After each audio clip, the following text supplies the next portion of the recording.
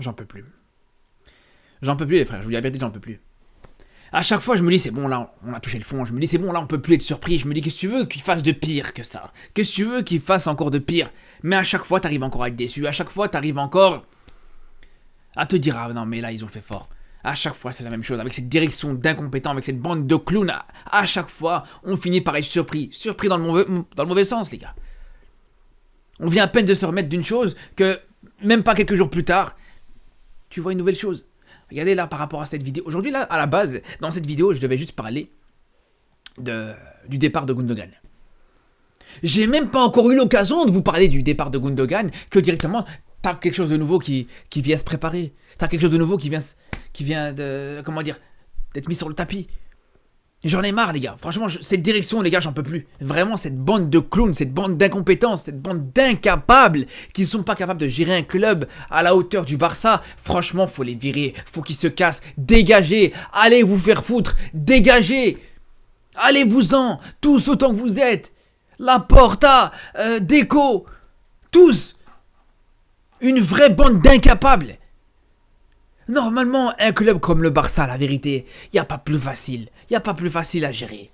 Un club comme ça, un club comme le Barça, avec une grande institution, avec un grand club qui a des valeurs, qui a des choses comme ça doit être facile à gérer. En plus, t'as les socios qui sont là, chez qui tu peux prendre la température. Mais non, ils en font qu'à leur tête et à chaque fois, ils te font des dingueries. Ils te font dinguerie sur dinguerie sur dinguerie sur dinguerie, les gars. On commence par quoi? On commence par... Déjà, les gars, rien que la rumeur Léao. La rumeur Léao, les frères. Ça veut nous faire croire, là maintenant, la direction du Barça, parce que attention, cette rumeur, elle vient pas de nulle part. Hein. Cette rumeur, elle vient pas de nulle part.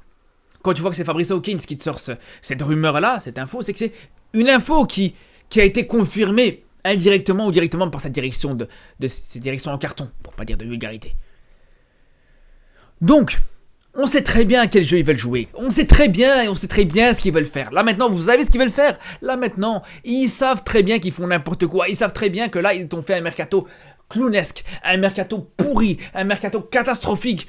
Là vraiment, on a vécu 2 mois avec cette direction et ce mercato et ce Barça. 2 mois inexplicables. 2 mois vraiment honteux.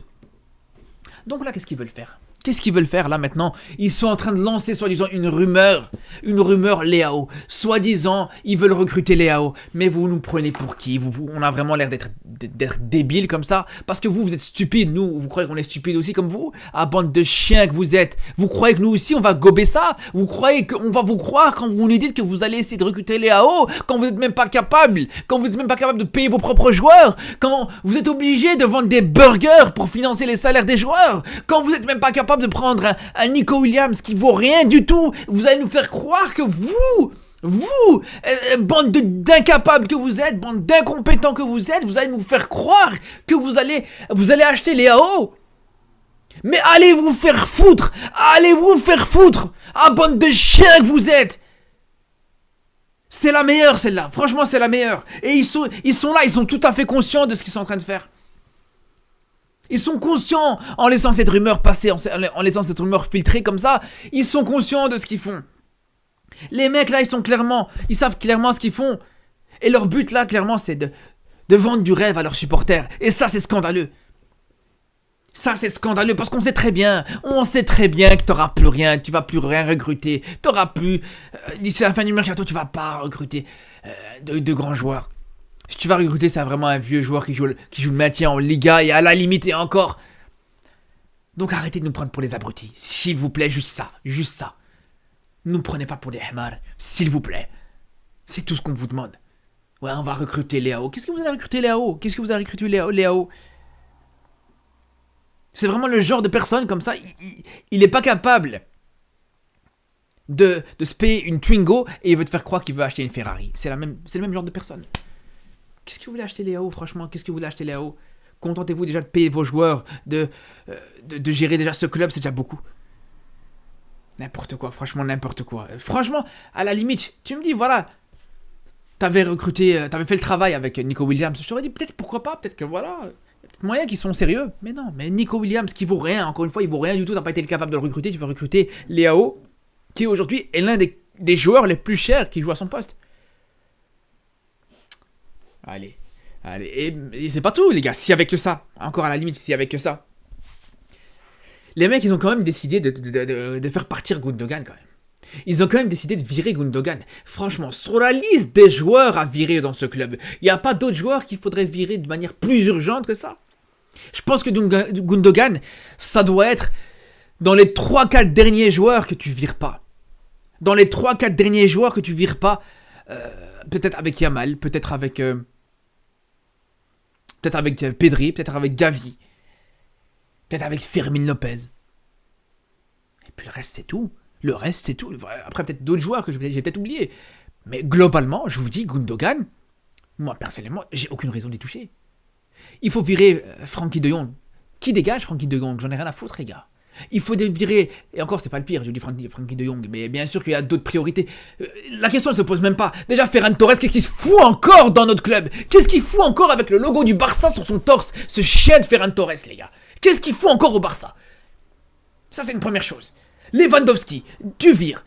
Si tu dois virer, tu le vires. Ter Stegen, si tu dois le virer, tu vires. Araujo, s'il doit partir, s'il fait du cinéma avec son salaire, qui dégage? Il n'y en a pas un que je vous dis, ah non, lui, il faudrait le garder. Non. Je vous dis, tu prends 4 ou 5 joueurs. Je vous dis, les Yamal, tu prends les Yamal, les Gavi, les Pedri, les Fermin Lopez et tous ces joueurs-là, à la limite, les Casado, les nouveaux joueurs aussi. Allez, pourquoi pas? Enfin, les joueurs de la Masia. Et puis, Gundogan en fait partie, je suis désolé les gars. Gundogan, pour une première saison, c'est intéressant ce qu'il propose. Alors, il n'a pas fait une saison parfaite, il n'a pas été irréprochable, il n'a pas été... Ok, je suis d'accord avec vous. Mais ça n'empêche pas que les gars, au moins, voilà, il t'a apporté un petit peu son expérience. Alors ok, encore une fois, voilà. Il y a eu des matchs où il m'a un petit peu déçu, et c'est vrai que le début de saison était un petit peu compliqué. Mais une fois qu'il s'est intégré, une fois qu'il s'est adapté à cette équipe, vraiment, il a fait du bien. Il a fait beaucoup de bien. Et là, le pire dans tout ça, c'est que je me suis fait une réflexion au-delà de tout ça. C'est qu'aujourd'hui, Gundogan, c'est quoi le problème? C'est que peut-être c'est l'un des seuls joueurs qui peut jouer au poste de numéro 6 et être un minimum correct. On s'était rendu compte en fin de saison que, voilà, une formule avec un numéro 6, avec un Gundogan en numéro 6, avec un triangle inversé, c'était cohérent. Alors, ok, on sait très bien que là, maintenant... Hansi Flick, il compte sur un 4-2-3-1 avec un double pivot. Mais si tu veux un plan B, si tu veux maintenant, voilà, je sais pas pour quelle raison, tu veux jouer avec un seul 6 devant la défense, tu vas mettre qui? Et me parlez pas de Frenkie de Jong, les gars, encore une fois, avant que je vous insulte, les gars, me parlez pas de Frenkie de Jong. Frenkie de Jong, on peut en parler, les gars, si vous voulez discuter avec Frenkie de Jong, parlez-moi de Frenkie de Jong en 8, en 10, mais ne me parlez pas de Jong en 6, les gars. Je vous le dis.